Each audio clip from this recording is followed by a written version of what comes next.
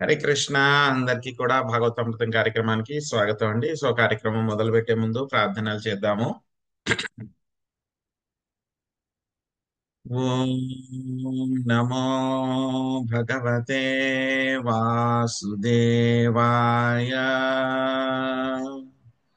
ఓం నమో భగవతే వాసుదేవాయ. ఓం నమో భగవతే వాసుదేవాయ. నారాయణం నమస్కృత్య నరం చైవ నరోత్తమం దేవీం సరస్వతిం వ్యాసం తదో జయముదీరయేత్. శృణ్వతాం స్వకదా కృష్ణ పుణ్యశ్రవణ కీర్తన హృదయంతస్థో హి అభద్రాణి విధునోతి సుహృత్సతాం. నష్టప్రాయేషు అభద్రేషు నిత్యం భాగవత సేవయా భగవతి ఉత్తమ శ్లోకే భక్తిర్భవతి నైష్టకీ. ఓం అజ్ఞానతిమిరాంధస్య జ్ఞానాంజనశలాకయా చక్షురున్మిలితం యేన తస్మై శ్రీగురవే నమః. శ్రీచైతన్యమనోభీష్టం స్థాపితం యేన భూతలే స్వయం రూపా కదా మహ్యం దదాతి స్వపదాంతికం. వందేహం శ్రీగురో శ్రీయుతాపదకమలం శ్రీగురున్ వైష్ణవాంశ శ్రీరూపం సాగ్రజాతం సహగణా రఘునాథాన్వితం త్వాం సజీవం సాద్వైతం సావధూతం పరిజనా సహితం కృష్ణ చైతన్య దేవం శ్రీరాధా కృష్ణ పాదాన్ సహగణా లలితా శ్రీ విశాఖాన్వితాంశ. హే కృష్ణ కరుణా సింధో దీనబంధో జగత్పతే గోపేశ గోపికా కాంత రాధా కాంత నమోస్తుతే. తప్త కాంచన గౌరాంగీ రాధే వృందావనేశ్వరి వృషభానుసుతే దేవి ప్రణమామి హరిప్రియే. వాంఛాకల్పతరుభ్యశ్చ కృపా సింధుభ్య ఏవ చ పతితానాం పావనేభ్యో వైష్ణవేభ్యో నమో నమః. జయ శ్రీ కృష్ణ చైతన్య ప్రభు నిత్యానంద శ్రీ అద్వైత గదాధర శ్రీవాసాది గౌర భక్త వృంద. హరే కృష్ణ కృష్ణ కృష్ణ హరే హరే హరే రామ రామ రామ రామ హరే హరే. హరే కృష్ణ.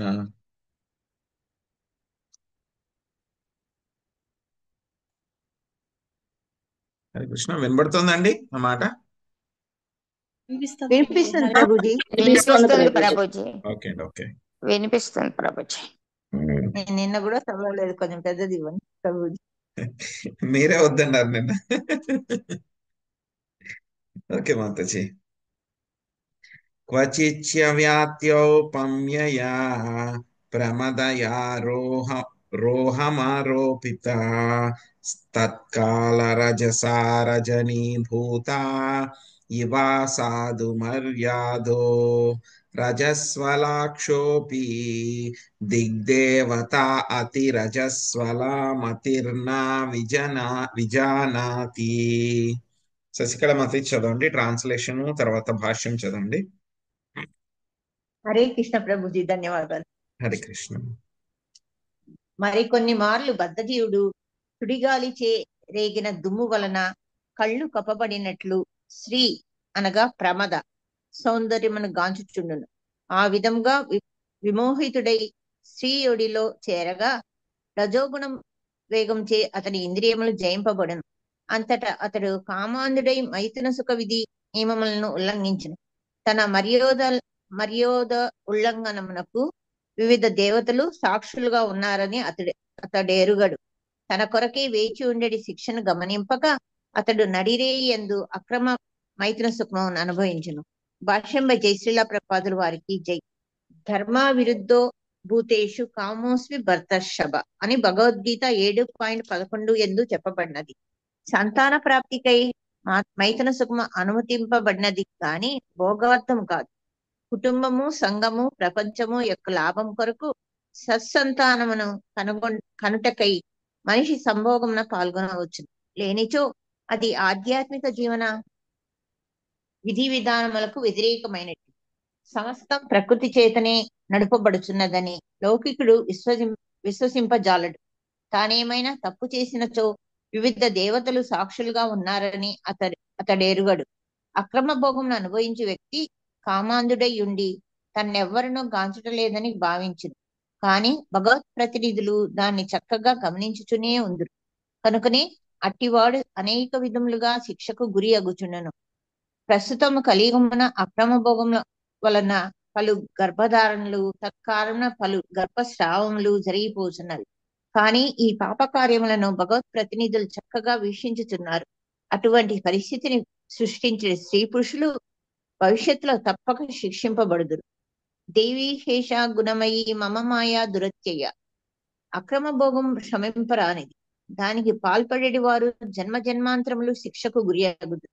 దీని సంబంధంలోనే భగవద్గీత 16.20 ఎందు ఇట్లు నిర్ధారణము చేయబడినది. ఆసురీం యోని మాపన్న మూఢా జన్మని జన్మని మమ మమ మామ మామ ప్రాప్తేన కౌంతేయ తతో యాంతి తమాంగతి. ఓ కౌంతేయ, అసురయోనుల ఎందే మరలా జన్మించి అట్టివారు నన్నెన్నెన్నో పొందజాలక క్రమంగా అతి హేయమైన జన్మలకు పతనము చెందుదురు. భగవంతుడు ఎవరినీ కఠినమగు ప్రకృతి నియమములకు విరుద్ధంగా వర్తించడను అనుమతింపడు. అందువలన అక్రమ భోగములకు జన్మాంతరములు శిక్ష లభించే తీరును. అక్రమ భోగము గర్భధారణకు అటువంటి అవాంఛిత గర్భధారణలు గర్భస్రావమునకు దారి తీయుచుండును. అట్టి పాపంలో పాలు పంచుకొని వారు తదుపరి జన్మన అట్టి శిక్షనే అనుభవింపవలసి వచ్చును. అనగా జీవుడు ఆ రీతిగానే తల్లి గర్భమున ప్రవేశించి చంపబడును. దివ్యమగు కృష్ణ భక్తి భావన పదమున నిలిచి వీటినన్నిటినీ నిశ్చయంగా నివారింపవచ్చును. ఆ ప్రకారము మనిషి పాపకర్మ చేయుట నుండి బయటపడును.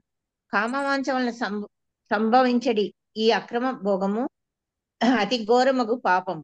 అనగా మనుజుడు రజోగుణ ఇతుడైనప్పుడు జన్మాంతరములు దుఃఖ బాగుడగును. హరే కృష్ణ ప్రభుజీ, ధన్యవాదాలు. హరే కృష్ణ. సో ఈ యొక్క శ్లోకంలో ఏం చెప్తున్నారు మనకి? సో దీనికి మనకి ఒక రాహుగుణాకి జడభరతుడు చెప్పింది ఏం చెప్పారు మనకి అక్కడ? ఒక్కొక్కసారి అడవిలోకి వెళ్తున్నప్పుడు ఏమవుతుంది, ఈ విధంగా పెద్ద గాలి దుమ్ములు అవన్నీ కూడా వస్తాయి, సుడిగుండాలు అవన్నీ కూడా వస్తాయి అన్నమాట. గాలితో ఉండే సుడిగుండాలు. సో రావడం మూలంగా ఏమవుతుంది, మనకు అలాంటి సుడిగుండంలో ఉంటే దుమ్ములు మనకి ఎప్పుడు వస్తాయి? జనరల్ గా వేసవి కాలంలో సాయంత్రం పూట వస్తూ ఉంటాయి అన్నమాట.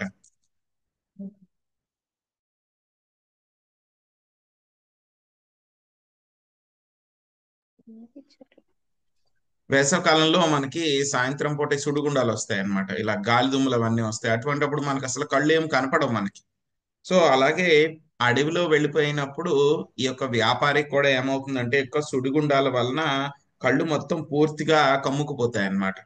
అదే విధంగా మనకి దీనికి ఉపమానం ఎందుకు ఇది చెప్పారు అని అంటే కనుక మనకి చాలా జనరల్ గా చెప్తారు. కామంతో కళ్ళు మీకు మూసుకుపోయినాయి అని చెప్తారనమాట. ఎవరికైనా సరే బాగా ఈ యొక్క మైథున సుఖం పట్ల దీని వల్ల ఉన్నప్పుడు వాళ్ళకి ఏమీ తెలియదు అనమాట. ఇంకా కామంతో ఎంతలా కళ్ళు మూసుకుపోతాయి అని అంటే కనుక వాళ్ళు అందులో ఇంకా పూర్తిగా ఇన్వాల్వ్ అయిపోతారు. ఏది తప్పు ఏది చెడు అనేటువంటిది కూడా తెలియదు అనమాట. ఆ యొక్క మైథున సుఖ ప్రభావం ఎంత బలంగా ఉంటుందంటే కనుక చాలా ఇంద్రియాలని పట్టుకుని లాగేస్తుంది అనమాట, చాలా గట్టిగా అనమాట. దాన్ని తట్టుకుని నిలబడడం చాలా కష్టం అనమాట. ఇది చూస్తాం మనం. ఎవరు బిల్లమంగళ ఠాకూరు అంతకుముందు ఆయన యొక్క వే- ఆ, చింతామణికి బాగా ఆయన అట్రాక్ట్ అయిపోతారనమాట. అట్రాక్ట్ అయినప్పుడు ఏమవుతుంది, ఒకసారి వాళ్ళ నాన్నగారు చనిపోతారు. చనిపోయినప్పుడు నాన్నగారికి శ్రాద్ధ కర్మ పెట్టాలన్నమాట. ఆ రోజు కూడా ఏంటి, బిలమంగళ ఠాకూర్కి చింతామణి దగ్గరికి వెళ్ళి కలుసుకోవాలి అని కోరిక అన్నమాట. సో అక్కడ పూజారి ఎవరైతే కనుక బ్రాహ్మణుడు వస్తారో ఆయనకి చాలా కంగారు పెట్టేస్తూ ఉంటాడు అనమాట. చాలా ఇంకా తొందరగా చేసేయి, తొందరగా చేసేయి, తొందరగా చేసేయి, నేను వెళ్ళాలి, నాకు పని ఉంది, నాకు వెళ్ళాలి, నాకు పని ఉంది అని చెప్పి చాలా కంగారు పెట్టేస్తాడు. చింతామణికి ఈ విషయం తెలుస్తుంది, ఈ రోజు రారులే, వాళ్ళ నాన్నగారు చనిపోయారు కదా, శ్రాద్ధ కర్మలు అవి ఉంటాయి, రారు అని చెప్పని ఆవిడ అనుకుంది అనమాట. ఏమవుతుంది, ఇలాగా శ్రాద్ధ కర్మ అవన్నీ పెట్టి ఇవన్నీ చేసేసరికి ఏమవుతుంది, సాయంత్రం అయిపోతుంది. సాయంత్రం అయిపోయేసరికి ఆయన వెంటనే వెళ్ళాలి. వెళ్ళాల్సి వచ్చినప్పుడు ఏంటంటే కనుక ఒక నదిని దాటాలన్నమాట. పెద్ద గాలిదుమ్ము వచ్చేస్తుంది. గాలిదుమ్ము వచ్చేసి బాగా వర్షం కూడా పడిపోతుంది. అప్పుడు ఒక నది జనరల్ గా దాటాలంటే గనక పడవ వాళ్ళు ఉంటారు, ఆ నావ దాటించే వాళ్ళు ఉంటారు, వాళ్ళని రమ్మని చెప్పి పిలుస్తాడు అనమాట. పిలిస్తే గనక ఆయన నేను రాను అంటారు. ఎందుకంటే గనక గాలిదుమ్ము మధ్యలో పడవ వేసుకుని నది మధ్యలో వెళ్తే గనక పడవ మునిగిపోవడానికి అవకాశం ఉంది, అందుకని నేను రాను అని అంటారు. కానీ ఏంటంటే కనుక ఈయనకి చింతామణి దగ్గరికి వెళ్ళాలి అని చెప్పేసి ఎంతో ఎంతో ఆ యొక్క ఆతృత అనమాట, కళ్ళు మూసుకుపోతాయి అనమాట. ఇంకేం చేస్తాడు, ఇంకా నదిలో దూకేసి ఈత కొట్టుకుంటూ వెళ్ళిపోతాడు, దాటేస్తారు. దాటేసిన తర్వాత మళ్ళీ నది పక్కనే ఉండదు కదా ఆవిడ ఇల్లు మళ్ళీ అలాగ ఫాస్ట్ ఫాస్ట్ గా చింతామణి ఇంటి దగ్గరికి వెళ్ళిపోతారు. వెళ్ళేసరికి ఏమవుతుంది, పెద్ద గాలి దుమ్ము వాన పడుతుంది కదా. ఏం చేస్తారు ఎవరైనా సరే, రాత్రి అయిపోతుంది అప్పటికే, తలుపు వేసేస్తుంది ఆవిడ. అప్పుడు ఏంటంటే కనుక తలుపు కొడతాడు, ఎంత గట్టిగా తలుపు కొట్టినా సరే తీరనమాట. అప్పుడు ఎలాగైనా సరే ఈ యొక్క దాటి గుమ్మాన్ని కూడా దాటుకుని వెళ్ళాలని చెప్పేసి అక్కడ ఏదో ఒకటి తాడులాగా చీకట్లో అన్నమాట, ఏదో తాడులాగా దొరికింది అని చెప్పేసి దాన్ని పట్టుకుని లోపలికి దూకేసి వెళ్ళిపోతాడు. ఫస్ట్ ఫ్లోర్ కి ఎక్కేస్తాడు. ఎక్కేసి లోపల గుమ్మం ఏదో ఉంటే కనుక అక్కడ లోపల నుంచి ఎక్కేసి చింతామణి దగ్గరికి వెళ్ళిపోతారు. వెళ్తే కనుక బిలమంగళ ఠాకూర్ని చూసి ఆవిడ ఆశ్చర్యపోతుంది అనమాట. ఇంత అర్ధరాత్రి, ఇంత గాలి దుమ్ము వానలో మీరు ఎలా దాటుకుని వచ్చారు మీరు అని అంటే కనుక, అడిగితే కనుక చెప్తారనమాట, ఆయన బిల్లమంగళ ఠాకూర్ చెప్తారు. ఏదో నదిలో నేను దాటుకుంటూ వచ్చాను, లక్కీగా నేను సగం దూరం వచ్చేసరికి ఆ నది ఈత కొట్టుకుంటే ఇంకా నేను ఒక స్టేజ్కి వచ్చేసరికి నేను ఈత తట్టుకోలేకపోయాను, ఇంకా కొట్టలేకపోయాను, ఏదో నాకు దొంగ దొరికింది, దాన్ని దాటుకుని వచ్చేసాను నేను అని చెప్పని అంటారనమాట. ఆ తర్వాత మళ్ళీ తలుపేసాను కదా, మరి తలుపు ఎలా వచ్చారు అంటే, నేను ఎంత తలుపు కొట్టినా నువ్వు తీయలేదు, అందుకని చెప్పి నేను అక్కడ ఏదో తాడు ఉంటే కనుక తాడుని దాటుకుని వచ్చాను. ఏంటి ఏం తాడు, నేనేం పెట్టలేదు, గుమ్మం పక్కన తాడు అని వెళ్ళి చూస్తే కనుక అదేంటంటే కనుక ఒక కొండచిల్లు అనమాట, పాము అది. ఆ పామును పట్టుకుని తాడు అని చెప్పేసి పైకి ఎక్కేసి ఆయన వచ్చేసాడు అనమాట. సో ఆ తర్వాత ఇంకా మళ్ళీ ఆ తర్వాత కరెక్ట్ గా కనుక్కుంటే గనక ఆ దొంగ ఎవరు అంటే గనక అదొక శవం అన్నమాట. ఆ శవాన్ని పట్టుకుని దొంగ అనుకుని దాటుకుని వచ్చేసాడు అనమాట. సో ఇంతలాగా నీకు యొక్క కళ్ళు మూసుకుని పోయినాయి కామం వలన, ఇదే ఒకే ఒక మాట చెప్తుంది అనమాట ఆవిడ. ఏమంటుంది ఆవిడ, ఇదే భక్తి, ఇంత ఆతృత పొందాలి అనేటువంటి కోరిక కృష్ణుడి మీద ఉంటే గనక ఎంత బాగుండేది నీకు అని చెప్పి ఒకే ఒక మాట చెప్తుంది అనమాట ఆవిడ చింతామణి. ఆ మాట వెంటనే బిలమంగళ ఠాకూర్కి చెవిలో పడిన తర్వాత ఏమవుతుంది, వెంటనే అయ్యో నేను ఇలా చేస్తున్నానా అని చెప్పేసి ఒక్కసారి షాక్ తగులుతుంది అనమాట. వెంటనే ఏం చేస్తాడు ఆయన, మొత్తం చింతామణి అంతా వదిలిపెట్టేసి అక్కడి నుంచి బృందావనం బయలుదేరతాడు ఆయన. ఈ బిల్లమంగళ ఠాకూర్ అనేది సౌత్ ఇండియాలో అన్నమాట. అక్కడి నుంచి బృందావనానికి వెళ్ళడానికి బయలుదేరతాడు, కృష్ణుడి దగ్గర కృష్ణుడిని పొందాలి అని చెప్పేసి. ఇప్పట్లాగంటే గనక అప్పట్లో ట్రైన్లు బస్సులు ఫ్లైట్లు ఏం లేవు కదా, నడుచుకునే వెళ్ళాలి అందరూ ఎవరైనా సరే. అలా నడుచుకుని నడుచుకుని నడుచుకుని కృష్ణుడి దగ్గరికి బృందావనం వెళ్ళాలి అని చెప్పేసి బయలుదేరి వెళ్తూ వెళ్తూ ఉంటారన్నమాట. వెళ్ళేసరికి ఏమవుతుంది, అక్కడ ఇదివరకులాగా అయితే కనుక ఏమి, అవి అందరూ ఈ యొక్క హోటల్స్ అవి ఏమి ఉండేవి కాదు. ఎవరైనా ఎవరిల్లు వస్తే కనుక వాళ్ళ ఇంట్లో వాళ్ళు స్టే చేసేవాళ్ళు, వాళ్ళు ఆ రోజు రాత్రికి వాళ్ళు పడుకొని ఇచ్చేవారు అనమాట. సో ఏమవుతుంది, అలా వెళ్తూ ఉంటే గనక ఒక ఇల్లు వస్తుంది, ఒక బ్రాహ్మణుని ఇంటికి వెళ్ళి ఆయన పడుకుంటారనమాట. పడుకుని అక్కడ ఆతిథ్యం తీసుకోవాలి. తీసుకుంటే గనక ఆ బ్రాహ్మణుడి భార్య ఏంటంటే గనక చాలా అందంగా ఉంటుంది. ఆవిడని చూస్తారండి బెల్లమంగళ ఠాకూర్. చూసి ఇంత అందంగా ఉంది, ఈవిడ నేను పొందాలి అని చెప్పేసి వెంటనే కోరిక కలుగుతుంది అనమాట బెల్లమంగళ ఠాకూర్. కానీ ఏమవుతుంది, వెంటనే మళ్ళీ కాన్షియస్నెస్ మళ్ళీ వస్తుందన్నమాట. నేను కృష్ణుణ్ణి పొందాలి అని అనుకున్నాను, కానీ ఏమైంది మళ్ళీ చూసావా, నా కళ్ళ వల్లే కదా ఈ యొక్క అందం చూసి, భౌతిక ప్రపంచం అందం చూసి నాకు మళ్ళీ ఈవిడ కావాలి అని అనిపిస్తుంది, ఎంత తప్పు పద్ధతి ఇది అని చెప్పేసి ఏం చేస్తారైనా ఆవిడ దగ్గర అడుగుతారనమాట. అమ్మా, మీ చెవికి ఇలాగ జడక పెట్టుకుని చంపిన్ ఏమైనా ఉంటే ఇవ్వండి అని చెప్తారనమాట. చెంప పిన్ ఒకటి ఇమ్మంటే ఆవిడ ఇలా తీసిస్తుంది అనమాట. అక్కడికక్కడ ఆ చెంప పిన్ తోటి రెండు కళ్ళుని కూడా ఆయన పొడి చేసుకుంటారు. రెండు కళ్ళు కూడా పొడి చేసుకోండి. ఎందుకంటే గనక ఈ యొక్క కళ్ళు ఉండడం మూలంగానే కదా నేను ఇది చూస్తున్నాను. ఈ యొక్క కళ్ళు ఉండడం మూలంగానే నేను చూస్తున్నాను. చూడడం మూలంగానే కదా నాకు ఇంద్రియాల వల్లని ఆకర్షణ కలిగి కృష్ణుడి దగ్గరికి వెళ్ళలేకపోతున్నాను అని చెప్పేసి కళ్ళు పొడి చేసుకుంటారు అనమాట. సో అక్కడి నుంచి ఇంకా కృష్ణుడి గురించి స్మరించుకుంటూ స్మరించుకుంటూ అలాగా బృందావనం వచ్చేస్తారనమాట ఆయన. సో బృందావనం వచ్చిన తర్వాత ఏమవుతుంది, ఇంకా రోజు కృష్ణుడే వస్తారనమాట. ఇంకా ఆయన కీర్తన చేస్తూ ఉంటే కనుక కృష్ణుడే వచ్చి ఆయన దగ్గర వింటూ ఉంటారనమాట. రోజు పాలు తీసుకుని కూడా వచ్చి ఇస్తూ ఉంటారనమాట. కొన్నాళ్ళకి ఏమవుతుందంటే కనుక ఈయన బాగా భావభక్తిలో చాలా ముందుకు వెళ్ళిపోతారనమాట. వెళ్ళిపోతే అప్పుడు అర్థం అవుతుంది అనమాట. రోజు ఈ అబ్బాయి వస్తున్నాడు, నాకు పాలు ఇస్తున్నాడు, నా దగ్గర ఉండి పాటలన్నీ వింటున్నాడు, ఎవరు నువ్వు అని చెప్పేసి ఒకసారి, కానీ దూరంగా ఉండేవాడు అనమాట, ముట్టుకొని ఇచ్చేవాడు కాదు. ఎవరు నువ్వు అని చెప్పి ఒకసారి పట్టుకోదామని ట్రై చేస్తారనమాట. ట్రై చేస్తే దొరుకుతాడు ఆయన. అంత ఈజీగా దొరుకుతుంది కదా ఆయన. ఆయన తప్పించుకుంటారు, వెళ్ళిపోతారనమాట. అప్పుడు ఆయనకు అర్థం అవుతుంది అనమాట. లేదు, నాకు అర్థమైపోయింది, నువ్వే కృష్ణుడివి. నేను చూడలేనని కదా నువ్వు నా దగ్గరికి వచ్చి నిన్ను పట్టుకోలేనని చెప్పేసి నన్ను ఈ విధంగా వచ్చి పారిపోతున్నావు కదా, దొరకకుండా పోతున్నావు కదా. కానీ నువ్వు ఎక్కడికి పారిపోతావులే, నా హృదయంలోనే నిన్ను బంధించేశాను అని చెప్పేసి అప్పుడు ఆయన ఆ చౌరాష్టకం పాడతారనమాట ఆయన. సో ఇక కామంతో కళ్ళు కప్పుకుపోతే కనుక వాళ్ళకి ఇంకేమీ తెలియదు అనమాట. ఒక వావి వరసలు గాని, చిన్నవాళ్ళు పెద్దవాళ్ళు అని గాని, సంబంధాలు గాని ఏమీ తెలియదు అనమాట. సో ఆ విధంగా ఎంత బలంగా ఉంటుందంటే కనుక దాన్ని ఆపడం కూడా చాలా చాలా కష్టం అన్నమాట. చాలా చాలా కష్టం అది. ఉమ్. సో అటువంటి కామానికి ఏమవుతాడంట, ఈ యొక్క జీవుడు స్త్రీ యొక్క ఆకర్షణతోటి పూర్తిగా బందీ అయిపోతాడు అనమాట. సో ఆ విధంగా ఏమవుతాయి, ఆ యొక్క రజోగుణం యొక్క వేగం వలన ఏమవుతాయంటే మొత్తము ఇంద్రియాలు అన్ని కూడా జయించబడిపోతాయి అన్నమాట. ఏం లేదు, ఇంద్రియాలన్నీ కూడా కంట్రోల్లోకి వెళ్ళిపోతాయి. అసలు ఆ బలం ఎంత బలంగా ఉంటుందంటే దాన్ని ఆపడం చాలా చాలా కష్టం అన్నమాట. ఈవెన్ మనం చూస్తాం, ఎప్పుడైతే మోహిని అవతారము వచ్చినప్పుడు ఆ ఈవెన్ శివ కూడా ఆయన కంట్రోల్ చేసుకోలేకపోతారన్నమాట. సో అందరూ ఉంటారు అక్కడ, పార్వతీదేవి, గొప్ప గొప్ప ఋషులు, వాళ్ళందరూ కూడా ఉంటారు. అయినా సరే ఆయన మోహినీదేవి వెనకాల ఆయన పరిగెత్తుకుని వెళ్ళిపోతూ ఉంటారన్నమాట. అలా వెళ్ళిపోయిన తర్వాత మళ్ళీ మోహినీదేవి ప్రభావం అయిపోయిన తర్వాత అప్పుడు విష్ణుమూర్తి చెప్తారనమాట, నువ్వు ధీరుడు అయ్యా, ఇంతలాగా నిగ్రహించుకోగలిగావు అని చెప్పి చెప్తారనమాట. అదే హరిదాస్ ఠాకూర్ దగ్గరికి ఏమవుతుంది, రెండు సార్లు ఆ యొక్క స్త్రీ యొక్క ప్రభావం వస్తుంది అనమాట. ఒకసారి కూడా కాదు, రెండు సార్లు. ఒకసారి ఏమవుతుంది, ఒక వేశ్యని పంపిస్తారు.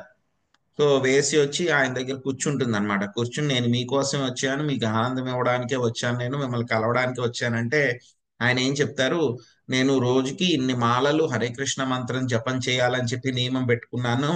సో ఈ రోజు నా మాలలు ఇంకా పూర్తవలేదు, కాబట్టి నువ్వు ఇక్కడే కూర్చో, నా దగ్గరే కూర్చో, నా జపం అయ్యేదాకా ఉండు, అయిన తర్వాత నువ్వు వచ్చావు కదా, పని ఏంటో ఆ సంగతి చూద్దాము అని చెప్పి ఆయన ఏం చేస్తూ ఉంటారు, ఆవిడ వేసి అక్కడే కూర్చుని ఉంటుంది. చాలా అందంగా ఉంటుంది వేసి అంటే కనుక, మామూలు ఆవిడ కాదన్నమాట, చాలా అందంగా ఉంటుంది. ఆవిడ అక్కడ కూర్చుని ఉంటుంది. కూర్చుంటే ఈయన ఏం చేస్తూ ఉంటారు, జపం చేస్తూ ఉంటారు. ఆ రాత్రి అంతా అలాగే అయిపోద్ది అనమాట. మొత్తం రాత్రి అంతా కూడా అయిపోతుంది. ఆవిడ ఏంటి, కాసేపు అక్కడ కూర్చుని కూర్చుని కూర్చుని ఆవిడకి నిద్ర వచ్చేసి ఇంకా తెల్లారిపోయింది కదా అని చెప్పి ఆవిడ వెళ్ళిపోతుంది. మళ్ళీ రెండో రోజు వస్తుంది. రెండో రోజు వచ్చినా సరే నువ్వు కూర్చోమ్మా, ఇంకా నా జపం అవ్వలేదు, అయిన తర్వాత నీ సంగతి ఏంటో చూస్తానంటారు. అలాగే రెండో రోజు కూడా ఆవిడ వింటుందన్నమాట. ఇంకా మూడో రోజు కూడా ఏమవుతుందంటే కనుక ఆవిడ అంత శుద్ధ భక్తుడు కదా ఆయన, నామాచార్య హరిదాస్ ఠాకూర్. సో ఆయన అంతలాగా చక్కగా నామం చేస్తూ ఉంటే కనుక తెలియకుండానే ఆయన పక్కన కూర్చుని ఆ సౌండ్ వైబ్రేషన్స్ తోటి ఆ నామం అంతా వింటుందన్నమాట. అంత శుద్ధ భక్తుడి దగ్గర నుంచి వచ్చినటువంటి నామం మూలంగా ఏమవుతుంది, ఇంకా నాలుగో రోజు ఐదో రోజు అయ్యేసరికి ఆవిడ హృదయంలో ఉన్నటువంటి ఆ కల్మషాలన్నీ కూడా పోతాయన్నమాట. ఈయనతో కలవాలి అనేటువంటి భావన పోతుంది అనమాట ఇంకా.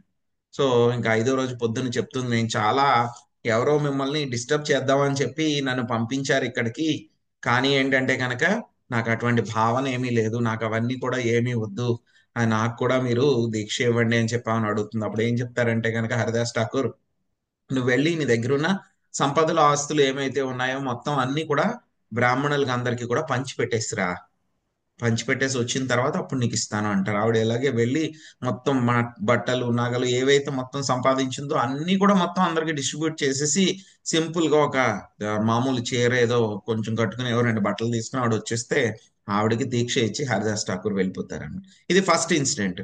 తర్వాత మళ్ళీ రెండోసారి ఈయన్ని టెస్ట్ చేయాలని చెప్పి డైరెక్ట్ గా మాయాదేవి వస్తుంది అనమాట.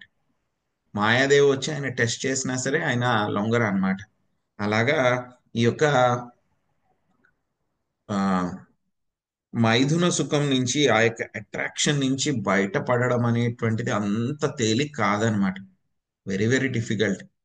అది ఎలా అంటే కనుక కేవలము భక్తి శక్తి ద్వారానే దాన్ని మనం నియంత్రించుకోగలం తప్పితే కనుక మన సొంతంగా మనం చేద్దాము అని అనుకుంటే కనుక అవ్వదన్నమాట. సో అందుకే ఏం చెప్తున్నారు, అసలు భక్తి ఉన్న వాళ్ళే కంట్రోల్ చేసుకోవడం కష్టం. భక్తి లేనటువంటి వాళ్ళు ఎలా ఉంటుంది, వాళ్ళ పరిస్థితి ఎలా ఉంటుంది అని చెప్పి మనం చెప్పక్కర్లేదు అనమాట. సో కాబట్టి కామాంధులే వాళ్ళు నిధి నియమాలన్నింటినీ కూడా ఉల్లంఘిస్తారనమాట. వాళ్ళు పట్టించుకోరు, వేరే వాళ్ళు ఎవరు చూడలేదు, నేను చీకట్లో ఇవన్నీ చేస్తున్నాను ఎవరు చూడలేదు కదా అని అనుకుంటారనమాట. కానీ ఏంటంటే కనుక మనకు తెలుసు కదా, మొత్తం అష్టదిక్పాలకులు, దేవతలు, సూర్యుడు, చంద్రుడు, గాలి అన్ని కూడా సాక్ష్యాలు. అన్ని సాక్ష్యాల కన్నా ఇంకా ఎక్కువ మనందరి హృదయంలో ఉన్నటువంటి పరమాత్మ కూడా ఆయన సాక్షిభూతుడి కింద ఆయన ఉంటారనమాట. అవన్నీ ఇవన్నీ కూడా చూస్తూ ఉంటారు, మొత్తం అన్ని కూడా రికార్డ్ అవుతుంది అనమాట. సో ఈ విధంగా ఎటువంటి సంబంధం వావి వరసలు లేకుండా ఈ యొక్క సంభోగంలో పాల్గొనేటువంటి వాళ్ళకి ఎలా ఉంటుంది అంటే కనుక వాళ్ళకి మనకి భాగవతంలోనే వస్తుంది అనమాట. ఈ విధంగా అక్రమ సంబంధాలు 3వ స్కందంలో గుర్తుందో లేదో, అక్రమ సంబంధాలు పెట్టుకుంటే కనుక ఏమవుతుంది, అటువంటి వాళ్ళని ఒక ఆకారంలో, స్త్రీ ఆకారంలో ఉన్నటువంటి ఒక ఇనుప స్తంభానికి కౌగులించుకునేలాగా చేస్తారంట వాళ్ళని. సో అటువంటి శిక్షలన్నీ కూడా నరకయాతనలు పడాల్సి ఉంటుంది అనమాట. సో ఆ విధంగా పడ్డం కాకుండా ఏం చేస్తుంటారు, అక్రమ సంబంధం పెట్టుకుంటే ఏమవుతుంది, మళ్ళీ గర్భధారణ అవన్నీ కూడా జరిగితే కనుక మళ్ళీ ఆ గర్భాన్ని అంతా కూడా మళ్ళీ గర్భస్రావం చేయించుకోవాలి. ఆ విధంగా ఎవరైతే కనుక ఈ విధంగా గర్భస్రావం చేయించుకుంటారో వాళ్ళకి మళ్ళీ అదే కర్మ వాళ్ళకి తగులుతుంది. కాబట్టి మరుసటి జన్మలో వాళ్ళు గర్భంలో ఉంటారు. ఎవరైతే కనుక వాళ్ళు వీళ్ళని చంపారో వీళ్ళు వాళ్ళని చంపుతారు. సో అది కూడా జరుగుతుంది అని చెప్పి ఇక్కడ చెప్తున్నారనమాట.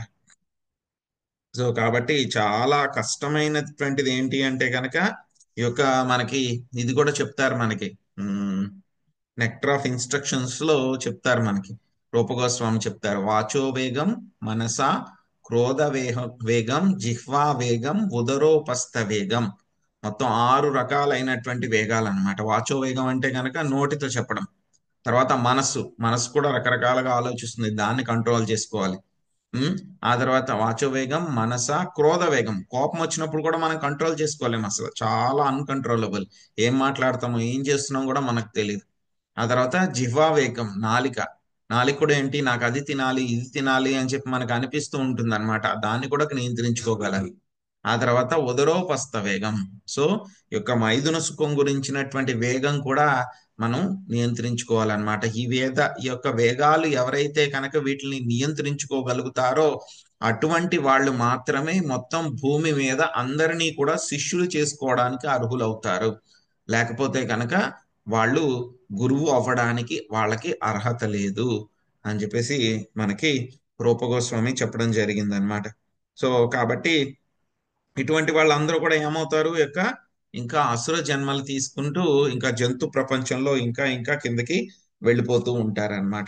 సో కాబట్టి ఈ యొక్క వేగం నుంచి చాలా చాలా జాగ్రత్తగా ఉండాలన్నమాట. అందుకే మనకి ప్రభుపాద్ గారు మళ్ళీ మళ్ళీ చెప్తారు మనకి, ఈ యొక్క ఎప్పుడైతే కనుక ఒక స్త్రీ పురుషుడు కనుక ఒక చోట వచ్చారు అని అంటే కనుక ఖచ్చితంగా ఒక నెయ్యి ఉందనుకోండి, నెయ్యి కానీ వెన్న కానీ ఉందనుకోండి, ఒక పొయ్యి దగ్గరికి తీసుకొచ్చారు, ఎంతసేపు అది కరగకుండా ఉంటుంది, కరిగి తీరాల్సిందే. అది వేడి తగిలితే కనుక ఆ నెయ్యి గాని వెన్న గాని కరగాల్సిందే, వేరే ఆప్షన్ లేదు. అలాగే స్త్రీ పురుషులు ఇద్దరు ఎక్కడైతే కనుక ఏకాంతంగా ఉన్నారో అక్కడ ఖచ్చితంగా తల్లి అయినా సరే, కూతురైనా సరే, చెల్లి అయినా సరే అక్కడ తప్పు జరగడానికి అవకాశం ఉంటుంది. కాబట్టి ఎప్పుడు కూడా ఏకాంతంలో వేరే స్త్రీతో ఎవరితో కూడా ఉండకూడదు అనమాట. అది స్ట్రిక్ట్ ఇన్స్ట్రక్షన్ అనమాట. మన యొక్క శాస్త్రాల్లో అంతా ఉండేది. అందరూ కూడా ఇది వరకు పాటించేవాళ్ళు. ఇది వరకు ఎలా ఉండేవాళ్ళు అని అంటే కనుక అసలు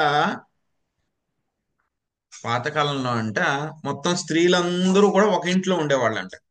మొత్తం పురుషులందరూ కూడా ఒక ఇంట్లో ఉండేవాళ్ళంట. సో భార్యాభర్తలైనా సరే వాళ్ళు ఆ ఎప్పుడైతే కనుక ఆవిడికి ఋతుస్రావం అయిన తర్వాత ఒక రోజు సెలెక్ట్ చేసుకుని ఆ ఒక్క రోజు మాత్రమే ఆవిడతోటి కలవడానికి పర్మిషన్, నెలకొక్కసారి మాత్రమే. మిగతా రోజుల్లో పురుషులందరూ కూడా ఒక చోట పడుకుంటారు, స్త్రీలందరూ కూడా ఒక చోట పడుకుంటారు. సో అంత స్ట్రిక్ట్ గా ఉండేది అనమాట. మెల్లమెల్లగా ఏమైపోయింది, మొత్తం చాలా విచ్చలవిడిగా కలుసుకోవడం. అందుకే చూసాం ఇదివరకు మా చిన్నప్పుడు కూడా ఉండేవి అనమాట. కో ఎడ్యుకేషన్ స్కూల్స్ ఉండేవి కాదు అప్పుడు. అప్పుడు గర్ల్స్ స్కూల్ అంతా సెపరేట్ ఉండేవి, బాయ్స్ స్కూల్ అంతా సెపరేట్ ఉండేవి, సెపరేట్ గా ఉండేవి. ఇప్పుడు అసలు అలాంటి స్కూల్సే లేవు, అన్ని కలిసే ఉంటున్నాయి ఆ మొత్తం అంతా కూడా. సో ఏమవుతుంది, ఇలాగా ఇద్దరు కలిసి కలిసి ఉండడం మూలంగా ఆ యొక్క తప్పు జరగడానికి ఎక్కువ అవకాశం ఉందన్నమాట. అంటే తప్పు జరుగుతుంది అంటే కనుక ఇంకా ఇంకా ఈ యొక్క భవబంధాల్లో చిక్కుకుపోతూ కూరుకుపోవడం అన్నమాట. సో తర్వాత 10వ శ్లోకం చూద్దాం.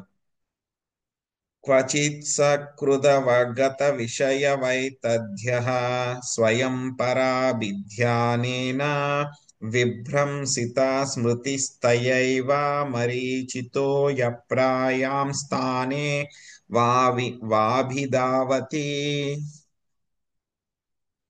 జయలక్ష్మి మాతాజీ మీరు ఆ అనువాదం చదవండి. అడప శ్రీదేవి మాతాజీ మీరు భాష్యం చదవండి. హరే కృష్ణ ప్రభుజీ, దండవత్ ప్రణామాలు. ఈ భౌతిక జగత్తు నందు ఇంద్రియ భోగము నిష్ఫలమని, అది కేవలము దుఃఖపూర్ణితమనియు బద్ధజీవును నా తానే కొన్ని మార్లు భావించుచుండును.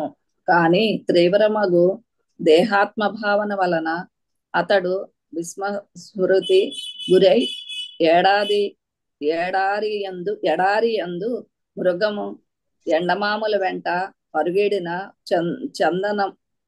చందమోను తిరిగి భౌతిక భోగము వెంట పరుగు తీయును. హరే కృష్ణ ప్రభు. Thank you Prabhuji.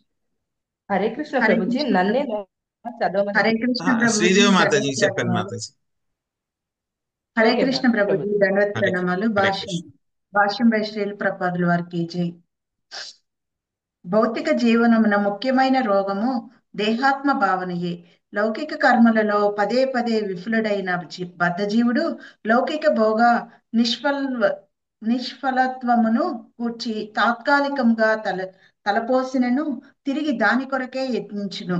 భక్తుల సాంగత్యమున మనుజుడు లౌకిక కలాపముల నిష్ఫలత్వమును గూర్చి పూర్తిగా తెలుసుకున్నప్పటికీ ఆ కార్యమును విడువజాలకుండును. భగవద్ధామమును చేరవలనని పరమాసక్తుడై ఉన్నను లౌకిక కార్యమును అతడు త్యజింపజాలడు.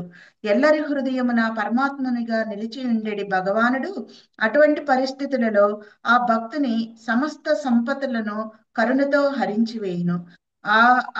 ఈ విషయమే శ్రీమద్ భాగవతము 88.8 నందు యస్యాహమనుగృహామి హరిష్యే తదనం శనైః అని చెప్పబడినది. భౌతిక సంపదల ఎడ అమితాసక్తుడైన భక్తుని యందు ప్రత్యేకమగు కరుణను చూపి శ్రీకృష్ణ భగవానుడు అతని సంపదలన్నిటినీ హరించును. ఆ రీతిగా సమస్తమును కోల్పోయినప్పుడు భక్తుడు సంగమునందు, స్నేహమునందు, ప్రేమయందు విఫలుడగును. తనను కుటుంబము ఏమాత్రము పట్టించుకొనుట లేదని తలచి అతడు అంతటా శ్రీకృష్ణ భగవానుని పాదపద్మములకే సంపూర్ణ శరణాగతుడగును. దేహాత్మ భావన వలన పూర్ణ శరణాగతిని బడైని భక్తుని ఎడ భగవంతుడు చూపడే ప్రత్యేకానుగ్రహము ఇది. అమి విజ్ఞ ఏయి మూర్ఖే విషయకేనే దిబ అని చైతన్య చరితామృతము మధ్యలీల 22.39 నందు వివరింపబడినది. లౌకిక జీవనమున తిరిగి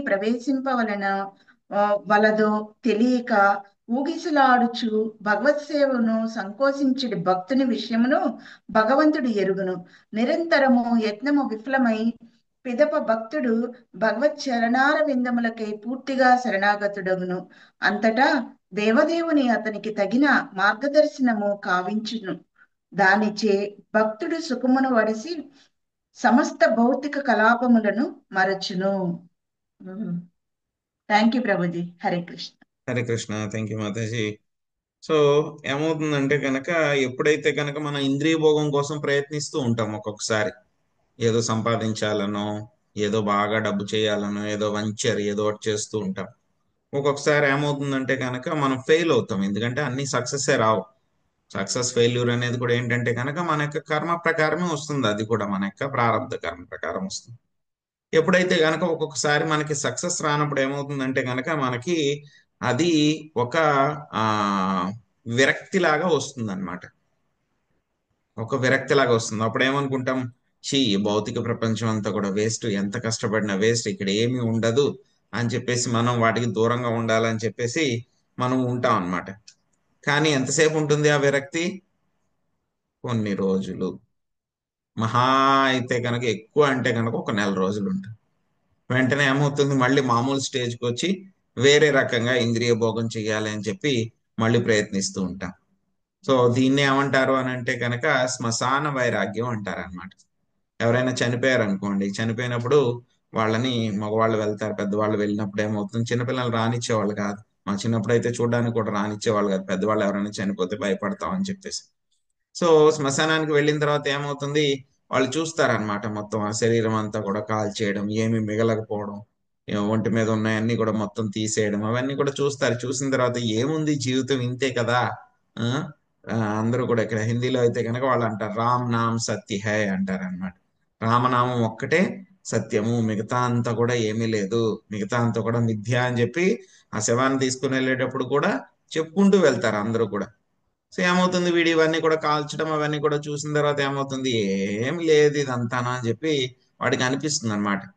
వస్తాడు, ఇంటికి వచ్చిన తర్వాత ఒక రోజు 2 రోజులు ఆ భావనలో ఉంటాడు అనమాట. ఏముంది, అంతా ఏం లేదు. 2 రోజులకి ఏమవుతుంది, మళ్ళీ మళ్ళీ కథ మామూలే అన్నమాట. మళ్ళీ యొక్క సంసారంలో పడిపోయి మళ్ళీ డబ్బు సంపాదించడం, అక్రమ సంపాదనలు, అవి ఇవి అన్ని మళ్ళీ వాటిలో పడిపోతూ ఉంటాడు అనమాట. సో కాబట్టి బద్ధజీవుడు కూడా ఏం చేస్తూ ఉంటాడు, ఒక్కొక్కసారి ప్రపంచం అంతా కూడా దుఃఖపూర్ణము అని చెప్పి భావిస్తూ ఉంటాడు అనమాట. సో ఆ విధమైనటువంటి భావన వలన ఏమవుతుంది, మొత్తం అంతా కూడా మర్చిపోతాడు అనమాట దేహాత్మ. దీని అంతటికీ కూడా కారణం ఏమిటి అంటే కనుక బాడీలీ కన్సెప్షన్ ఆఫ్ లైఫ్ అన్నమాట. ఏమిటి బాడీలీ కన్సెప్షన్ ఆఫ్ లైఫ్ అంటే కనుక మనం చెప్పుకున్నాం భగవద్గీతలో కూడా, నేనే ఈ శరీరాన్ని అనేటువంటి భావన అన్నమాట.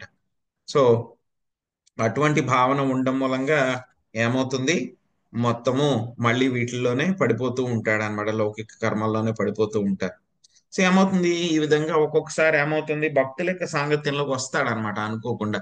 ఏదో అజ్ఞాత సుకృతి చేసుంటారు, అందుకని ఎవరో భక్తులు వచ్చి చెప్తారు, అది కాదు నాయన, ఇలా చేయాలి, జీవితం ఇలాగే అయిపోతుంది, మొత్తం అన్ని వదిలిపెట్టేసి వెళ్ళాలి అని చెప్పి ఎవరో ఒకళ్ళు చెప్తారు. చెప్తే కనుక అది ఎంతసేపు ఉంటుంది ఫలితము, ఏదో ఒక రోజు 2 రోజులో ఉంటుంది. మళ్ళీ ఏమవుతుంది, మళ్ళీ యొక్క సంపద, ఆస్తులు అని చెప్పి వాటి వెనకాల పరిగెడుతూనే ఉంటారన్నమాట. ఇది మామూలుగా ఉండేటువంటి భక్తులకి జరిగేటువంటిది అనమాట. కానీ ఎవరైతే కనుక చాలా సిన్సియర్ డివోటీస్ ఎవరైతే ఉంటారో, మంచి స్థాయిలో ఎవరైతే ఉన్నారో, వాళ్ళకైతే కనుక కృష్ణుడు స్పెషల్ మెర్సీ చూపిస్తారనమాట, ప్రత్యేక అనుగ్రహం.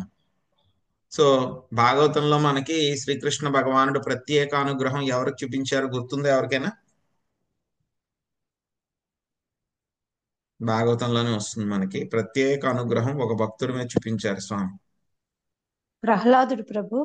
బ్రూడ్ మాతాజీ ప్రభు. ధ్రువుడి దగ్గర నుంచి ఆయన ఏం నారద ముని, తీసేసుకోలేదు కదా. నారద మునికి ఆ ఎస్, వాళ్ళ తల్లిదండ్రులు చేశారు. ఎస్, నారద బాలుడు, బాయ్ నారద. ఏమవుతుంది, ఆయన చాలా భక్తి చేస్తున్నాడు, చాలా ముందుకు వెళ్తున్నాడు భక్తికి. కానీ ఏమైంది, ఆయనకి వాళ్ళ యొక్క తల్లి గారికి ఏంటంటే కనుక ఆ భర్త కూడా లేరు. సో ఆ పిల్లవాడే ఆవిడికి మొత్తం అంతా కూడా జీవితం అన్నమాట, మొత్తం అంతా. అందుకని ఆ పిల్లవాడిని ఏం చేసింది ఆవిడ, మొత్తము నారద బాలుణ్ణి ఆవిడ ప్రేమ పాశంలో బంధించేసింది అనమాట. సో ఇది ఎక్కడ ఇబ్బంది కలుగుతుందో ఆయనకి అని చెప్పేసి స్వామి ఏం చేశారు, ఆ యొక్క పాము కాటు వలన ఆవిడ చనిపోయేలాగా చేసేసారు, తీసేశారు అనమాట. సో అప్పుడు ఏమైంది, ఆవిడికి చిన్న బాలుడు, చిన్న బాలుడు నారదాబాయి, తల్లి ఒక్కతే ఉంది, తండ్రి కూడా లేరు, ఇంకెవ్వరు కూడా లేరు. ఆయనకున్నటువంటి ఒకే ఒక ఆశ్రయం తల్లి. సో స్వామి ఏం చేశారు, స్పెషల్ మెర్సీ కరుణ చూపించారు. ఆ ఒక్క ఆశ్రయం కూడా తీసేశారు ఆయన. తీయడం మూలంగా ఏమైపోయింది, మొత్తం కంప్లీట్ సరెండర్, ఇంకా శరణాగతుడు, ఇంక కృష్ణుడు నువ్వే కదా, నువ్వే నాకు కావాలి అని చెప్పి ఆయన ఏం చేశారు, ఒక్కడే మనకు వస్తుంది భాగవతం ఫస్ట్ క్యాంటోలో వర్ణంలో, గుర్తుందో లేదో మీకు, ఏం చేశారు ఆయన, తల్లిగారు చనిపోయిన తర్వాత ఏం చేశారు ఆయన నారద బాలుడు, అడవులకు వెళ్ళిపోతాడు ప్రభుజీ. తపస్సు అతడు ఒక్కడే రోడ్ల వెంట వెళ్తూ వెళ్తూ అడవుల్లోకి ఉన్నప్పుడు ఎన్నో వెళ్ళి ఆకర్షణ, అంత తపస్సు. చిన్న పిల్లవాడు వెళ్ళేటప్పుడు ఎంత పర్వతాలు ఆకర్షణీయంగా పిల్లలు గట్లు ఆడుకుంటా కనపడుతున్నా ఎక్కడ ఆగడు. అలా ఉమ్, నడుచుకుంటూ వెళ్తూనే ఉంటారన్నమాట. ఉమ్, చిన్న వయసులోనే ఒక్కసారి దర్శనం దొరికింది అని అన్నారు ప్రభుజీ ఉమ్. స్వామి ఎస్, వారిని. Yes, correct. సో ఆయన అలా నడుచుకుంటూ నడుచుకుంటూ వెళ్తూ ఉంటే కనుక ఎన్నో పట్టణాలు, నగరాలు, గ్రామాలు, సరస్సులు, అడవులు, ఆ, అదేవిధంగా గనులు, బంగారం దొరికేటువంటి ప్రదేశాలు ఎన్నో ఎన్నో వస్తాయన్నమాట. కొన్ని చోట్ల చాలా భయంకరంగా ఉంటాయి, కారడవులు అన్నమాట. ఇంకా దోమలు ఏమి దూరం, ఇంకా అంత చీకటిగా ఉన్న కారడవులు. ఒక చోట ఏంటంటే కనుక చాలా అందంగా ఉన్నటువంటి ప్రదేశాలు. అన్ని చోట్లకి కూడా ఆయన చెలించకుండా కృష్ణుడిని తలుచుకుంటూ అలా అలా అలా అలాగా భగవంతుడి మీద ధ్యానం చేస్తూ ఆయన నడుచుకుంటూ అలాగ ఉత్తర దిక్కుగా వెళ్తారు. వెళ్ళిన తర్వాత ఒక నది దగ్గరికి వెళ్ళిన తర్వాత ఏం చేస్తారు, ఒక రోజు ఆయన నదిలో చక్కగా స్నానం చేసి నడుచుకుని రావడం మూలంగా బాగా అలసట ఉండడంతో నదిలో నీళ్లు తాగి స్నానం చేసి కూర్చుని భగవంతుడి మీద ధ్యానం చేస్తారన్నమాట. సో ధ్యానం చేసేసరికి ఆయన యొక్క హృదయంలో ఒక్కసారి గ్లిమ్స్ వస్తుంది అనమాట, స్వామి యొక్క రూపం, అది గ్లిమ్స్ వస్తుంది అనమాట. వచ్చేసరికి చాలా బాగా ఉంది అనిపించింది చెప్పి ఉంటారు. ఆ గ్లిమ్స్ వచ్చి ఒక్కసారి వెంటనే మాయమైపోతుంది. మాయమైపోతే కనుక బయట కళ్ళు తెరిచి చూస్తారు, ఎక్కడెక్కడ ఆయన దర్శనం దొరికింది నాకు, ఆయన దొరకట్లేదు దొరకట్లేదు అని చెప్పేసి పోయింది, వెళ్ళిపోయింది. సో మళ్ళీ ఇందాక వచ్చింది కదా, మళ్ళీ ఇంకోసారి ధ్యానం చేద్దామని చెప్పి చాలా సీరియస్ గా ట్రై చేస్తారు. ఈసారి ట్రై చేస్తే ఏమవుతుంది, ఈసారి ఎంత ధ్యానం చేసినా సరే మళ్ళీ ఆయన దర్శనం దొరకదు. అప్పుడు ఏమవుతుందంటే భగవంతుడి కనుక పలుకులు మాత్రమే వినిపిస్తాయి. ఆ ఆయన పలుకులు మాత్రమే వినిపిస్తాయి. ఆయనకి చెప్తారు, ఏమని చెప్తారు, నారద, నువ్వు ఈ జన్మలో నన్ను ఈ దేహంలో నువ్వు చూడలేవు ఇంకా, ఎందుకంటే కనుక నీకు ఉన్నటువంటి స్థితిని బట్టి ఇంక నువ్వు చూడలేవు, కానీ నెక్స్ట్ లైఫ్ లో నువ్వు నన్ను చేరుకోగలవు అని చెప్పేసి ఆయన చెప్తారనమాట. ఆ విధంగా చెప్పిన తర్వాత కూడా ఆయన ఏం చేశారు, మళ్ళీ భగవంతుడి యొక్క నామాన్ని తలుచుకుంటూ నామజపం చేసుకుంటూ మళ్ళీ ఇలాగే తిరుగుతూ ఉంటారు.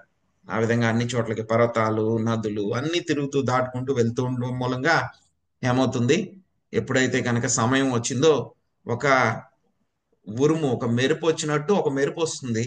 ఆ మెరుపు వచ్చిన తర్వాత ఏమైపోయింది, ఈయన యొక్క నారద బాలుడి యొక్క శరీరం అయిపోయి వెంటనే నారదముని యొక్క శరీరం వచ్చేసింది అనమాట. ఒక్క సెకండ్ లో అనమాట, ఒక కరెంట్ షాక్ వచ్చినట్టు పైనుంచి ఉరుము పడినట్టు అనమాట. వెంటనే ఆయనకి శరీరం మార్పు దొరికి నెక్స్ట్ జన్మలో ఆయన ఏమయ్యారు, బ్రహ్మదేవుడి యొక్క మానస కుమారుడు అయ్యారనమాట, గొప్ప భక్తుడు అయ్యారనమాట. ఆయన ఎలా అంటే కనుక చింతామణి లాంటి ఆయన అనమాట. ఎవరిని టచ్ చేస్తే కనుక వాళ్ళు భక్తులు అయిపోవాల్సిందే. ఎంతమంది గొప్ప గొప్ప భక్తులండి ఆయన, ప్రహ్లాద్ మహారాజు, ధ్రువ మహారాజు, మృగారి, అదేవిధంగా రత్నాకరుడు, ఎంతమంది భక్తులు, ఎంతమంది భక్తులు ఎక్కడికి వెళ్ళినా సరే. మణిగ్రీవ, నలకువేర, ఆయన ఏం చేశాడు, వాళ్ళకి శాపం ఇచ్చాడు. శాపం ఇచ్చినా సరే ఏం శాపం ఇచ్చాడు, మీరు చెట్లు అయిపోండి అని చెప్పి చెప్పాడు వాళ్ళకి. ఎక్కడయ్యాడు చెట్లు వాళ్ళ కింద, గోకులంలో, బృందావనంలో, ఆ నంద మహారాజు యొక్క తోటలో, ఆయన ఇంట్లో చెట్లు అయ్యే అదృష్టం కలిగింది. ఆ చెట్ల కృష్ణుని రూపంలో ఉండి, బాలలీలలు ఆ చూస్తూ చెట్ల రూపంలో ఉండి మొత్తం కృష్ణుడి యొక్క లీలలు అన్ని కూడా చూశారు వాళ్ళు సంతోషంగా. చివరికి కృష్ణుడి చేతిలో వాళ్ళకి శాప విమోచనం కలిగి మళ్ళీ వాళ్ళు ఆ ఆ వాళ్ళ యొక్క నిజస్థానాలను పొందినా సరే వాళ్ళు గొప్ప భక్తుల కింద అయిపోయారు. సో ఆయన శాపం ఇచ్చినా సరే ఎలా ఉంటుంది, శాపం ఇచ్చినా సరే అది కూడా అదృష్టమేనమాట. అసలు కృష్ణుడి దర్శనము, ఆయన యొక్క బాల్య లీలను దగ్గరుండి చూడడము అని అంటే కనుక అది ఏమన్నా మామూలు విషయమా, ఇంపాసిబుల్ అన్నమాట. ఎవరో గొప్ప గొప్ప శుద్ధ భక్తులు, రాగానుగ భక్తులు ఎవరైతే ఉన్నారో, ఎంతో ఆ కృష్ణుడితో పాటు ఆడుకునేటువంటి వాళ్ళందరూ కూడా ఎవరు అని అంటే కనుక వాళ్ళందరూ కూడా ఎంతో గొప్ప గొప్ప పుణ్యం ఆయన పాత్రలు. చేసుకున్నటువంటి వాళ్ళందరూ కూడా పుణ్యం పుచ్చిపోయి పుచ్చిపోయి ఇంకా ఇంత ఎక్కువైపోతే వాళ్ళందరికీ కూడా కృష్ణుడితోటి ఆడుకునే అదృష్టం దొరుకుతుంది అనమాట. అటువంటి వాళ్ళందరికీ కూడా కృష్ణుడితో ఆడుకోవడానికి. ఆ గోపికలు ఎవరు అంటే కనుక వాళ్ళందరూ కూడా రామచంద్రమూర్తి ఆయన దండకార్యంలో సీతాదేవితో పాటు వెళ్తూ ఉన్నారంట.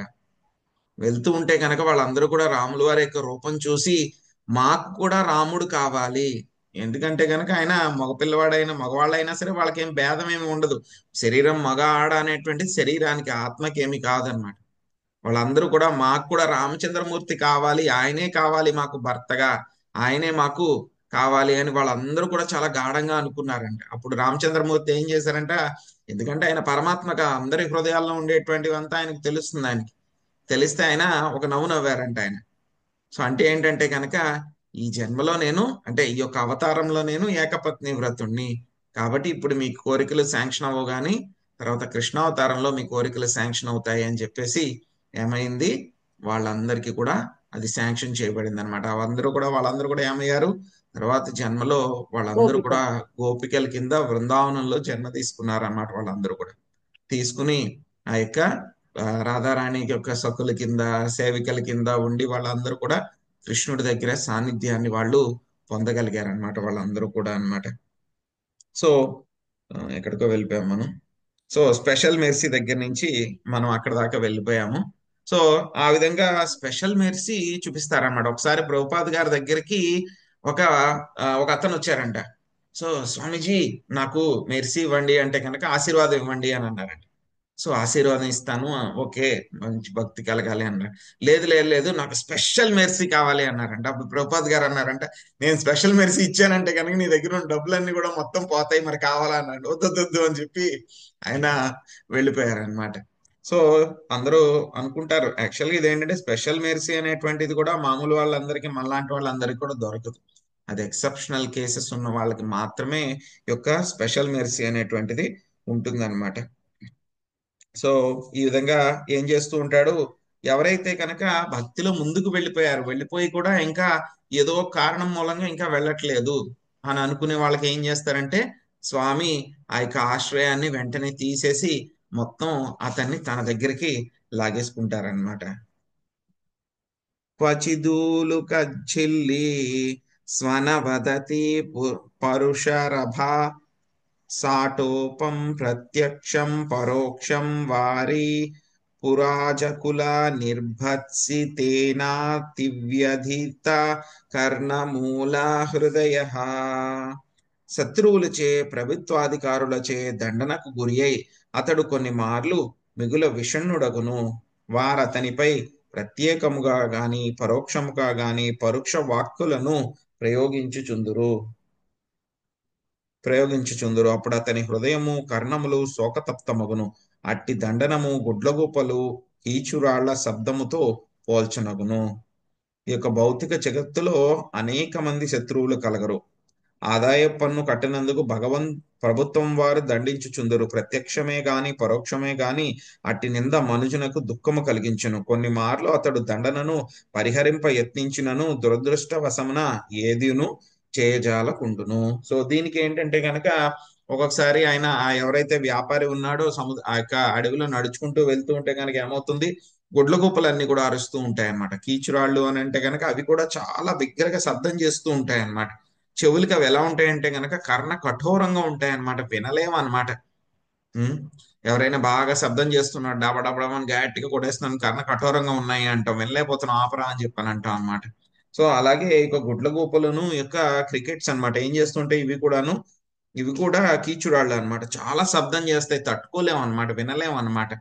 సో అలాగే ఏమవుతుందంటే కనుక మన యొక్క కర్మ ప్రకారం ఒక్కొక్కసారి యొక్క శత్రువులు ప్రభుత్వం వాళ్ళు అన్నమాట ఏం చేస్తూ ఉంటారు, వాళ్ళు చాలా పరుషంగా మాట్లాడుతూ ఉంటారు. శత్రువులు అన్నమాట. ఒక్కొక్కసారి బంధువులు కూడా చాలా పరుషంగా మాట్లాడుతూ ఉంటారు అన్నమాట. సో ఈ యొక్క మాటల వల్ల ఏమవుతుంది, మనము ఎందుకురా బాబు మనం జీవిస్తున్నాము అని చెప్పి కూడా అనిపిస్తుంది అనమాట. అంతలాగా యొక్క బాధ కలిగేలాగా వాళ్ళు చేస్తారనమాట. సయదా దుగ్ధ పూర్వ సుకృతస్థ దాకార స్కర కాక తుండాద్య పుణ్య ద్రుమలతా విశోదపాన దుభయార్ధ శూన్య ద్రవిణాన్ జీవన్ మృతాన్ స్వయం జీవన్ మ్రియమాణ ఉపధావతి. భారతి మాతాజీ మీరు అనువాదం చదవండి, శాంతి మాతాజీ మీరు భాష్యం చదవండి 12వ శ్లోకము. దండోత్ ప్రణామాలు ప్రభుజీ. గత జన్మల యందలి పుణ్య పరిపాకము వలన బద్ధజీవుడు ప్రస్తుత జన్మమున అనేక మగు భౌతిక సౌఖ్యములను పడియును. కానీ అవి పూర్తయినంతనే అతడు ఇహపరముల యందు తనకు లాభమును చేకూర్చుని ఐహిక సంపత్తులను ఆశ్రయించును. తత్కారణమున అతడు వానిని కలిగి ఉన్నట్టి జీవన స్మృతుడైనట్టి వాని చెంతకు చేరును. అట్టి జీవన స్మృతులు అపవిత్ర మగు వృక్షములను, లతలను, విషకూపములను బోలుదురు. ధన్యవాదాలు ప్రభుజీ. హరే కృష్ణ. హరే కృష్ణ. కృష్ణ కృపామూర్తి శ్రీల ప్రభుపాదుల వారి భాష్యం. ప్రభుపాదికి జై. పూర్వ పుణ్యము వలన లభించిన ధన సంపత్తులను ఇంద్రియ భోగము కొరకు దుర్వినియోగ పరపరాదు. వానిని ఇంద్రియ భోగార్థము వినియోగించుట అనున్నది విషవృక్ష ఫలములను అనుభవించుట వంటిదియే అగును. అట్టి కార్యములు బద్ధజీవునికి ఇహపరములలో ఏ విధముగాను తోడ్పడజాలవు. కాని సరి అయిన గురువు నిర్దేశమున మనుషుడు తన సంపత్తులను కృష్ణ సేవలో నియోగించినచో ఇహపరములు రెండింటి యందును సుఖమును పడేయగలడు. అట్లు కానిచో అతడు అవాంఛిత నిషిద్ధ ఫలము ఆరగించి వైభవమును కోల్పోవలసి వచ్చును. కనుక తనకే సమస్తమును అర్పించవలనని శ్రీకృష్ణ భగవానుడు భగవద్గీత 9వ అధ్యాయం 27వ శ్లోకము యందు ఉపదేశించెను. యత్కరోషి యదశ్నాసి యజ్జుహోషి దదాసి యత్ పశ్యసి కౌంతేయ తత్కురుష్వ మదర్పణం.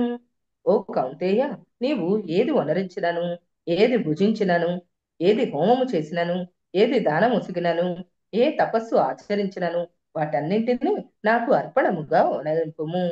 మనుషుడు కృష్ణ భక్తి భావనాయుతుడైనచో పూర్వ పుణ్యము వలన కలిగిన ధన సంపత్తులను ఇహపర లాభమునకై పూర్తిగా వినియోగించగలడు. జీవన అవసరములకు మించి కూడబెట్టుట మనిషికి తగదు. అవసరమునకు మించి లభించినచో దానిని అతడు భగవత్ సేవలో వినియోగించవలెను. అట్టి కార్యము బద్ధజీవునికి ప్రపంచమునకు శ్రీకృష్ణునకు ఆనందమును కలిగించగలదు. జీవిత లక్ష్యము అదియే. Thank you Prabhuji. హరే కృష్ణ. హరే కృష్ణ. యాక్చువల్గా ఈ చెట్లలో కూడా రకరకాలైనటువంటి ఉంటాయన్నమాట. అవి కూడా మళ్ళీ ఎందులో ఉంటాయి? సత్వగుణము, రజోగుణం, తమో గుణంలో ఉండేటువంటి చెట్ల శరీరాలు కూడా ఉంటాయన్నమాట. ఏ చెట్లు అయితే గనక మంచిగా ఏమైతే అంటే గనక పువ్వులు, పళ్ళు ఇవన్నీ కూడా ఇస్తూ ఉంటాయి అన్నమాట. అవి సత్వగుణంలో ఉండేటువంటివి అన్నమాట, మంచి చెట్లు అన్నమాట. మామిడి చెట్లు, అరటి చెట్లు, అదేవిధంగా మల్లె పువ్వులు, అదేవిధంగా మందార పువ్వులు, మాలతీ చెట్లు, సో ఇవన్నీ అన్నమాట. గులాబీ పువ్వుల చెట్లు, ఇవన్నీ కూడా ఏంటంటే కనుక మంచి మంచి చెట్లు అన్నమాట, మంచి వాసన ఇచ్చేటువంటి చెట్లు. చెట్లలో కూడా అవి మంచివి అన్నమాట.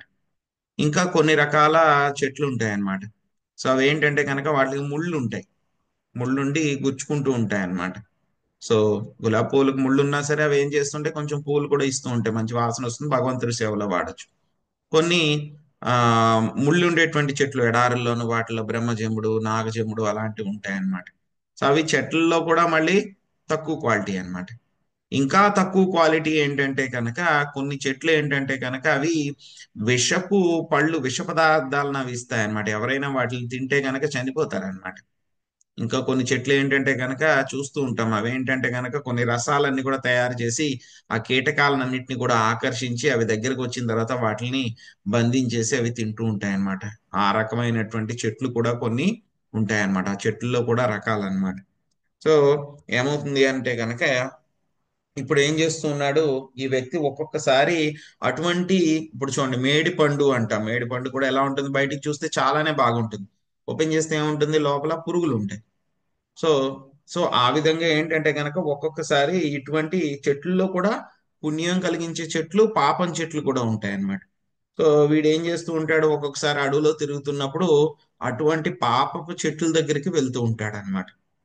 సో ఎందుకు అలాగ వెళ్తూ ఉంటాడు అని అంటే కనుక, సో మనకేంటంటే కనుక మనం చాలా కర్మలు చేస్తూ ఉంటాం మనం, కాబట్టి మనకేమవుతుంది, ఒక్కొక్కసారి మంచి మంచి శరీరాలన్నీ కూడా వస్తూ ఉంటాయి మనకి. మంచి శరీరాలు వచ్చినప్పుడు ఏమవుతుంది, మనకి మంచి శరీరాలు, మంచి ఆరోగ్యం ఉన్నటువంటి దేహము, ధన సంపత్తులు కలిగినటువంటివి, మంచి భార్య పిల్లలు, తల్లిదండ్రులు, విద్య, సౌందర్యం, ఇవన్నీ కూడా అన్నమాట. ఇవన్నీ కూడా ఉన్నటువంటి మనకి శరీరాలు వస్తూ ఉంటాయి. వచ్చిన తర్వాత వీటిలన్నిటినీ కూడా ఏం చేస్తూ ఉంటారు, జనరల్ గా డబ్బు వచ్చింది కదా అని చెప్పేసి వాటిని ఇంద్రియ భోగం కోసము, ఈ యొక్క ఇంద్రియ తృప్తి కోసం చాలా వాడుతూ ఉంటారు. అలా వాడుతూ ఉంటే కనుక ఏమవుతుంది, సో యాక్చువల్ గా అటువంటి మనకి ఏదైతే కనుక దొరుకుతుందో అదంతా కూడా ఏంటి, మన యొక్క కర్మ ప్రకారం భగవంతుడి యొక్క సంపదే అదంతా కూడా. దాన్ని ఏం చేయాలి మనము, ఆ యొక్క లక్ష్మీపతి ఏదైతే కనుక ధనం ఏదైతే ఉందో ఆ ధనాన్ని మనం ఏం చేయాలి, తీసుకుని వెళ్ళి ఆ లక్ష్మీదేవి భర్త యొక్క సేవలో మనము ఉపయోగించాలన్నమాట దాన్ని. ఆ విధంగా ఉపయోగించుకోకుండా ఆ ధనాన్ని మన యొక్క ఇంద్రియ తృప్తి కోసం ఉపయోగిస్తే ఏమవుతుంది, ఆ యొక్క ధనం అంతా కూడా డిప్లీట్ అయిపోతుంది, మొత్తం అంతా కూడా తరిగిపోతుంది అన్నమాట. సో ఎవరైతే కనుక ఈ విధంగా మన యొక్క సంపదను కృష్ణుడి సేవలో కనుక ఉపయోగించకపోతే ఏమవుతుంది, ఇహపరాలు రెండింటిలోనూ కూడా సుఖం పొందడు వాడు. ఎవరైతే గనక కృష్ణుడి సేవలో ఆ యొక్క ధనాన్ని ఉపయోగిస్తే గనక ఏమవుతుంది, వాడు ఇక్కడ సంతోషంగా ఉంటాడు, ఆ యొక్క అయిపోయిన తర్వాత వైకుంఠానికి వెళ్తే అక్కడ కూడా సంతోషంగా ఉంటాడు అన్నమాట. సో శాస్త్రాల్లో మనకి దీనికి సంబంధించినటువంటివి చాలా ఉదాహరణలు కూడా ఉన్నాయి, చాలా మనకి కొటేషన్స్ కూడా ఉన్నాయన్నమాట. చెప్తారనమాట, ఎవరైతే కనుక కృష్ణుడి యొక్క మందిరాన్ని, విష్ణువు యొక్క మందిరాన్ని నిర్మించడానికి ఎవరైతే కనుక సహాయం చేస్తారో ఏమవుతుందంటే వాళ్ళకి ప్యారలల్ గా వైకుంఠంలో వాళ్ళకి వాళ్ళ ఇల్లు రెడీ అయిపోతూ ఉంటుంది అనమాట. ప్యారలల్ గా వైకుంఠంలో ఇల్లు కట్టుకున్నట్టు అనమాట. ఏదో మనం కృష్ణుడు కట్టిస్తున్నాము అని అనుకుంటాం, కానీ యాక్చువల్ గా ఏమవుతుంది, మనకి వైకుంఠంలో మన ఇల్లు తయారైపోతూ ఉంటుంది అనమాట. సో అలాగే ఏం చేయాలి, మన దగ్గర ఏదున్నా సరే, మన యొక్క టాలెంట్ కానీ, మన యొక్క శరీరంలో శక్తి కానీ, మన యొక్క ధనం కానీ ఏదైతే ఉందో కనుక వాటిని అన్నిటినీ కూడా మనం కృష్ణుడి సేవలో ఉపయోగించాలన్నమాట. ఎంత ఎక్కువైతే కనుక అంతవరకు మనం ప్రయత్నించి అవన్నీ కూడా కృష్ణుడి సేవలో ఉపయోగించాలి. యత్కరోషి యదస్నాసి యజ్జుహోషి దదాసి యత్తపస్యసి కౌంతేయ తత్కురుష్వ మదర్పణం. సో ఈ విధంగా చెప్తున్నారు, నువ్వు ఏది చేసినా, ఏది భుజించినా, హోమం చేసినా, ఏది దానం చేసినా, తపస్సు చేసినా అవన్నీ కూడా నాకు అర్పణం చేయమంటున్నారు. ఎందుకు స్వామి నాకు అర్పణం చేయమంటున్నారు అంటే కనుక, ఏదో మనం ఇచ్చేస్తే కనుక ఆయన ఆస్తులు ఏవో పెరిగిపోతాయని, లేకపోతే కనుక మనం కష్టపడి సంపాదించుకున్న కర్మ ఫలాలన్నీ కూడా ఆయనకి ఇచ్చేస్తే ఆయన ఏదో ఆనందిస్తాడని, ఆయనకి వేరే లేదు అని ఏమి కాదు. యాక్చువల్ గా ఆయన మనకు వచ్చినవి అన్ని కూడా ఆయన దగ్గర నుంచి మనం తెచ్చుకున్నది ఏంటంటే కనుక, సముద్రంలో మనం ఒక చిన్న గ్లాసులోంచి నీళ్లు తెచ్చుకున్నట్టు అనమాట. సముద్రం దగ్గర నుంచి ఒక చిన్న గ్లాసులో నీళ్లు తెచ్చుకుంటే అంత మనకు వచ్చినట్టు అనమాట. స్వామి మళ్ళీ ఎందుకు నాకు ఇచ్చేయమని చెప్తున్నారు అంటే కనుక, ఆ నీళ్లు మన దగ్గర ఉంటే కనుక ఏమవుతుంది, మనకి అది మంచిది కాదు కాబట్టి. ఎందుకంటే కనుక ఆ నీళ్లు మన దగ్గర ఉన్నంతసేపు కూడా మళ్ళీ మనం ఇంకో జన్మ తీసుకోవాలి. సో కాబట్టి స్వామి ఏం చెప్తున్నారు, నీ దగ్గర ఉంచుకోకరా బాబు, నాకు ఇచ్చేయంటే కనుక ఆయన ఏదో కావాలని కాదు, ఆయన ధనము సంపద ఏదో పెంచుకోవాలని కాదు. సో నాకు ఇచ్చేయి అంటే కనుక అది నీ చేతిలో ఉంటే కనుక మళ్ళీ మళ్ళీ నువ్వు జన్మ తీసుకోవాలి. అది నాకు ఇచ్చేవనుకో, నీకు ఈ యొక్క పాప అకౌంట్ అదేవిధంగా పుణ్యం అకౌంట్ రెండు కూడా జీరో అయిపోతే కనుక, బ్యాలెన్స్ అయిపోతే, ఇంకా నువ్వు కర్మశేషం నీకు నాశనం అయిపోతే కనుక నువ్వు ఇంకా మళ్ళీ జన్మ తీసుకోవాల్సిన అవసరం లేదు, కాబట్టి నాకు ఇచ్చేయి అని చెప్పేసి స్వామి చెప్పారనమాట. సో అది అర్థం చేసుకోకుండా మనం ఏదో ఆయనకి ఇచ్చేస్తున్నాము, ఆయన ఏదో తీసేసుకుంటున్నారని చెప్పి మనమేమి ఫీల్ అవ్వాల్సిన అవసరం ఏమీ లేదనమాట.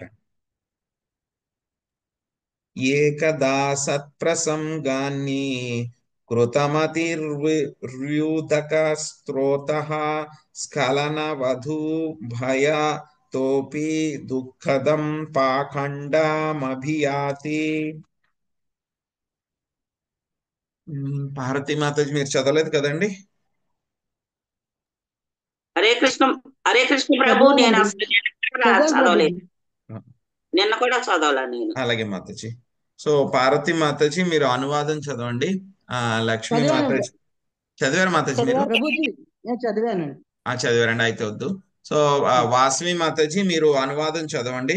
తర్వాత భాష్యం మొదటి పారాగ్రాఫ్ విజయలక్ష్మి మాతాజీ చదవండి. తర్వాత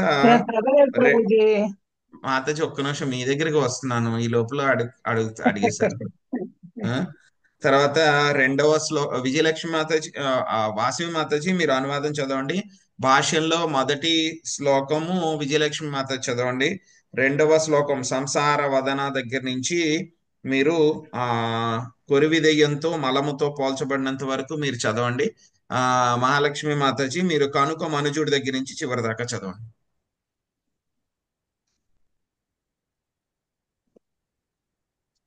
హరే కృష్ణ ప్రభుజీ. హరే కృష్ణ.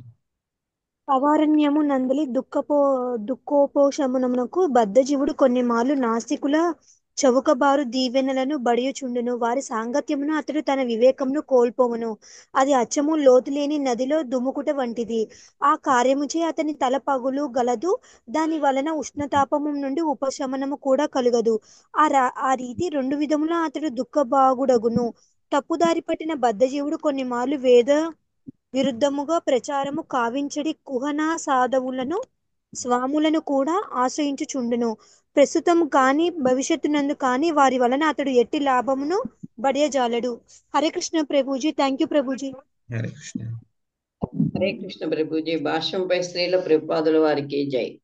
సొంత ఆధ్యాత్మికానుభూతి మార్గమును తయారు చేసడి మోసగాండ్రు ఎల్లప్పుడూ ఉందురు. ఏదో భౌతిక లాభము కొరకు బద్ధజీవుడు అట్టి కుహనా సన్యాసుల నుండి రోగుల నుండి చౌకబారు దీవెనను బడయుచుందును. కానీ వారి నుండి అతనికి ఆధ్యాత్మిక భౌతిక లాభములో ఏదైనా లభించదు. ఏవో గమ్మత్తులు చూపేడి మోసగాండ్రు నేటి కాలమున కోకొల్లలుగానున్నారు. తమ అనుయాయులను విస్మితులను చేయుటకు వారు బంగారమును కూడా సృష్టింతురు. దానితో వారు అతన్ని భగవంతుడనియే విశ్వసింతురు. ఈ రకమైన మోసము కలియుగములో మిక్కిలి ప్రబలి ఉండెను. కానీ నిజమైన గురుదేవుడెవరో శ్రీ విశ్వనాథ చక్రవర్తి ఠాకూర్లు ఈ రీతిగా వివరించిరి. హరే కృష్ణ ప్రభు. హరే కృష్ణ మాతాజీ. హరే కృష్ణ ప్రభుజీ. ప్రణామాలు. సంసార దావా నలలీడలోక తనయ కారుణ్య గణగణాత్యం ప్రాప్తస్య కళ్యాణ గుణర్నవస్య వందే గురు చరణరవిందం వందే గురు చరణరవిందం. సంసార దావనలములను జీవన సంఘర్షణ చేయింపు గురుదేవిని మనుజుడు ఆశ్రయించవలను. జనులు మోసగించబడుట చేయకూడదు కనుక గమ్మత్తులు చూపెడి యోగులు స్వాములు చెంతకు వెడలుతుంది. కానీ ఆ గమ్మత్తులు బ్లవకేశములను జయింపజేయజాలవు. కొద్దిపాటి బంగారం సృష్టింపే భగవంతునిగా గుర్తింపబడుటకు ప్రమాణం లేదా లక్షణమైనటు లెక్కలేనని టన్నుల బంగారమును కలిగి ఉన్న ఈ సమస్త విశ్వముకు అధిపతి అయిన శ్రీకృష్ణుని ఎందులకు భగవంతునిగా అంగీకరింపరాదు? ఇంతకు పూర్వం తెలిపినట్టు బంగారము కొరివి దెయ్యలతో లేదా మలముతో పోల్చబడింది కనుక మనుషుడు బంగారం. హరే కృష్ణ ప్రభుజీ. థ్యాంక్ యూ ప్రభు. హరే కృష్ణ ప్రభుజీ. దండ ప్రణామాలు. కనుక మనుజుడు బంగారంను సృష్టించడి గురువుల మాయలో పడక జడభరతుని వంటి భక్తిని శ్రద్ధతో ఆశ్రయించవలెను. జడభరతుడు కావించిన ఉపదేశంతో రాజు యొక్క దేహాత్మ బుద్ధియే తొలగిపోయినది. కుహనా గురువును ఆశ్రయించి ఎవ్వడును సుఖవంతుడు కాజాలడు. కనుక భాగవతము 11.3.21 నందే తెలుపబడిన రీతిని గురుదేవుని ఆశ్రయించవలసి ఉన్నది. తస్మాత్ గురుం ప్రపద్యేత జిజ్ఞాసు శ్రేయ ఉత్తమం. జీవితం యొక్క పరమ లాభమును గూర్చి విచారణ కావించుటికే గురుదేవుని చెంతకు చేరవలను. అటువంటి గురుదేవుడు శాబ్దే పరేచ నిష్ణాత్ అని వర్ణించబడిను. అనగా అతడు బంగారమును సృష్టించడు, మాయ మాటలను చెప్పడు, వేద జ్ఞాన సారమునందు అతడు నిష్ణాతుడై ఉండును. వైదేచ్య సర్వైరహమేవ వేద్య. సమస్త కల్మషము నుండి విడబడిన వాడై ఉండి కృష్ణ సేవలో పూర్తిగా నియుక్తుడై ఉండును. అట్టి గురుదేవుని పాదపద్మధూళిని పడేయగలిగినచో మనుజుని జన్మ ధన్యమగును. లేనిచో ఇహపరముల యందు అతడు భంగపాటునకు గురి అగును. హరే కృష్ణ ప్రభుజీ. దండ ప్రణామాలు. హరే కృష్ణ మాతాజీ. సో ఏం చేస్తూ ఉంటాడంట, వీడు అడవిలో తిరుగుతూ ఉన్నాడు కదా, తిరుగుతూ ఉన్నప్పుడు ఒక్కొక్కసారి ఏమవుతుంది, ఒక నదిలో దుమికేస్తాడు. చాలా ఎండగా ఉంది, బయట వేడిగా ఉంది, చల్లగా ఉండాలని చెప్పి నదిలో దుమికి స్నానం చేద్దామని చెప్పి దూకుతాడు అనమాట. దూకేసరికి పైనుంచి చూసేసరికి నీళ్లు ఉన్నట్టే కనిపిస్తుంది, కానీ ఏంటి అందులో నీళ్లు ఏమి ఉండవు. దూకిన తర్వాత ఏమవుతుంది, కాళ్ళు చేతులు విరుగుతాయి, లేకపోతే తల పగులుతుంది అనమాట. ఆ విధంగా ఉంటుంది అనమాట వీడి పరిస్థితి. అలాగే ఏంటంటే కనుక చాలా మంది భక్తులు, దొంగ భక్తులు, దొంగ స్వాములు, మోసం చేసేటువంటి వాళ్ళు చాలా మంది ఉన్నారనమాట. బయటికి చాలా బాగా అడ్వర్టైజ్మెంట్ చేస్తారు, చాలా బాగా మాట్లాడతారు, చాలా మెస్మరైజ్ చేసేస్తారు మనల్ని, అన్ని కూడా బాగానే ఉంటాయి అన్నమాట. కానీ వాళ్ళ దగ్గరికి వెళ్ళిన తర్వాత మొత్తం అంతా అయిన తర్వాత కొన్ని రోజులకు కూడా తర్వాత మాత్రమే తెలుస్తుంది అనమాట, మనకేమీ రాలేదు, మనం మన దగ్గర ఉన్నటువంటి వస్తువులు సంపదలు అన్నీ కూడా పోగొట్టుకున్నాము, ఇదివరకు నా దగ్గర ఏదైతే కనుక వాల్యూ ఉందో అది కూడా మొత్తం పోయింది, ఏమీ లేదు నా దగ్గర, ఏమీ మిగలలేదు అని చెప్పి తర్వాత తెలుస్తుంది అనమాట. సో అందుకే ఏంటంటే కనుక వాళ్ళు ఏంటంటే కనుక ఏవో చిన్న చిన్న మాయలు చేయడము, ఏదో విభూతులు సృష్టించేయడము, గాల్లోంచి ఏదో విభూతి తెచ్చేసినట్టు, లేకపోతే ఇక్కడి నుంచి మాయమైపోయి అక్కడికి వచ్చేసినట్టు. సో వీళ్ళంతా కూడాను ఆ విధంగా చేస్తూ ఉంటారన్నమాట. ఉమ్. సో ఈ విధంగా వాళ్ళు చేస్తూ ఉంటారన్నమాట. సో చేస్తూ ఉంటే అటువంటి వాళ్ళ దగ్గరికి వెళ్తే కనుక మనకి ఏమైనా లాభం ఉంటుందో, ఏదో బంగారం సృష్టించారనో, చేతిలోంచి విభూతులు వచ్చేసినాయి, ఉండలు వచ్చినాయి అనో, లేకపోతే బంగారం వచ్చిందనో, ఏదో డబ్బులు వచ్చిందనో సృష్టించామంటే, సో ఏదో వాళ్ళు చిన్న మొక్క బంగారము విభూతిని సృష్టించేస్తే కనుక వాళ్ళే దేవుడు అని నమ్మేసి వాళ్ళ వెనకాల వెళ్ళిపోతున్నాం. మరి ఈ యొక్క విశ్వంలో ఎంత బంగారం ఉంది, మనకి భూమిలో ఎంత బంగారం దొరుకుతుంది, ఎంత వజ్రాలు దొరుకుతున్నాయి, సో వీటిలన్నిటిని మరి సృష్టించిన ఆయన దగ్గరికి ఎందుకు వెళ్ళకూడదు? ఏదో చిన్న బంగారపు ముక్క దొరికేస్తే కనుక ఆయన దగ్గరికి వెళ్ళిపోతున్నాం మరి. సో ఈ మొత్తం ఇక బంగారపు గనులు గనులు అన్ని కూడా సృష్టించిన ఆయన దగ్గరికి మనం ఎందుకు వెళ్ళకూడదు? సో ఆయన్ని మనం ఎందుకు అంగీకరించకూడదు? సో కాబట్టి ఈ యొక్క బంగారం అనేటువంటిది ఏంటంటే కనుక కొరివి దెయ్యంతో మలంతో పోల్చబడింది అనమాట. సో ఈ విధంగా సృష్టించే వాళ్ళ దగ్గరికి వెళ్లకుండా, ఎవరైతే గనక ఎలా అయితే గనక నిండుకుండ తొణకదు అని చెప్పి చెప్తారు కదా, అసలు ఏమి చాలా స్టడీగా ఉంటుందన్నమాట. అలాగే ఈ యొక్క శుద్ధ భక్తులు ఎప్పుడు కూడా ఎలా ఉంటారు, వాళ్ళు జడభరతుల్లాగా చాలా స్టడీగా ఉంటారన్నమాట వాళ్ళు. సో ఈ యొక్క భక్తులని మనము చాలా ఐడెంటిఫై చేయడం కూడా చాలా కష్టం అన్నమాట, ఇటువంటి వాళ్ళందరూ కూడా. సో అటువంటి భక్తుల్ని ఎవరైనా సరే మనము ఐడెంటిఫై చేసుకోగలిగితే, అటువంటి భక్తుల యొక్క ఆశ్రయం తీసుకోగలిగితే కనుక ఏమవుతుంది, వాళ్ళ యొక్క పాద ధూళి కనుక మనకి దొరికితే కనుక ఏమవుతుంది, మన యొక్క జన్మ ధన్యమైపోతుంది.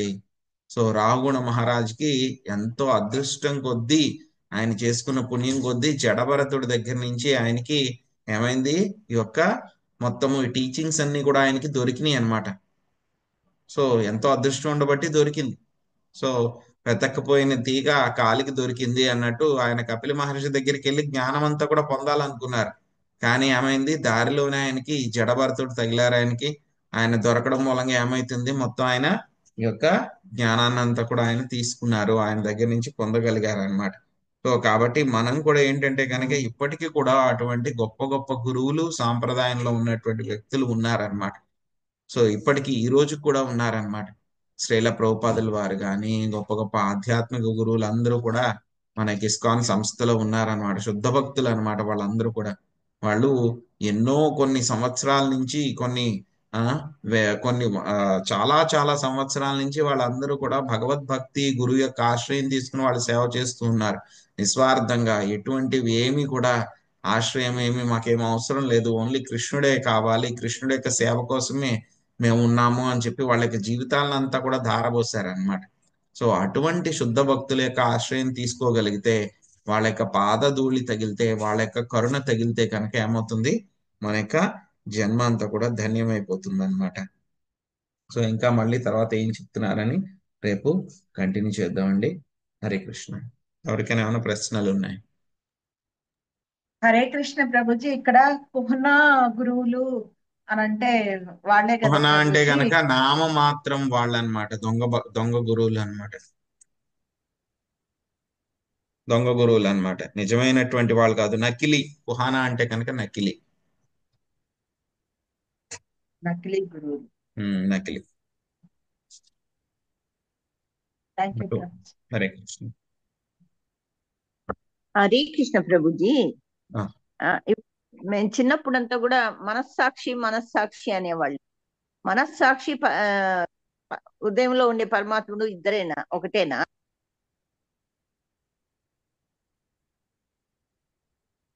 మనస్సాక్షి అంటే గనక అలాగ అవ్వదు మాతాజీ. యాక్చువల్ గా ఏంటంటే గనక భక్తులు కారు అనుకోండి, ఏమవుతుంది, మిగతా వాళ్ళందరికీ కూడా స్వామి ఎలా ఉంటారండి?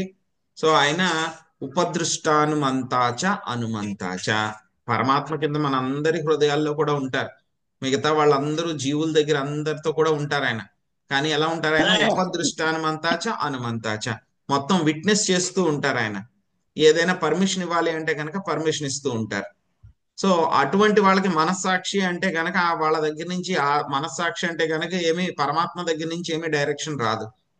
కానీ ఎవరైతే కనుక భక్తులు ఉంటారో వాళ్ళు ఏమవుతుంది, వాళ్ళకి ఒక్కొక్కసారి ఆయన బయట నుంచి గురువు కింద, లోపల నుంచి ఈ యొక్క ఆ పరమాత్మ కింద ఏం చేస్తూ ఉంటారు. పరమాత్మ రోల్ మారిపోతుంది ఎప్పుడైతే కనుక భక్తుడి కింద అయ్యారో. ఆయన ఏం చేస్తూ ఉంటారు, మామూలు వాళ్ళతో ఆయన ఏం మాట్లాడరు, చెప్పరు అది చెయ్యి ఇది చెయ్యి అని ఏమి చెప్పరు. కానీ ఎప్పుడైతే కనుక భక్తులు ఉంటారో వాళ్ళకి ఆయన ఏం చేస్తూ ఉంటారు, లోపల నుంచి డైరెక్షన్ ఇస్తూ ఉంటారు. నువ్వు చెయ్యి, ఇది చెయ్యి, అది చెయ్యి అని చెప్పి డైరెక్షన్ ఇచ్చి. సో భక్తులకి మనస్సాక్షి అని అంటే కనుక భక్తులకి మాత్రమే అది భగవంతుడి దగ్గర నుంచి వచ్చిన డైరెక్షన్ అన్నమాట. లేకపోతే కనుక మిగతా వాళ్ళందరికీ కూడా మానసిక కల్పన, అంతే. అది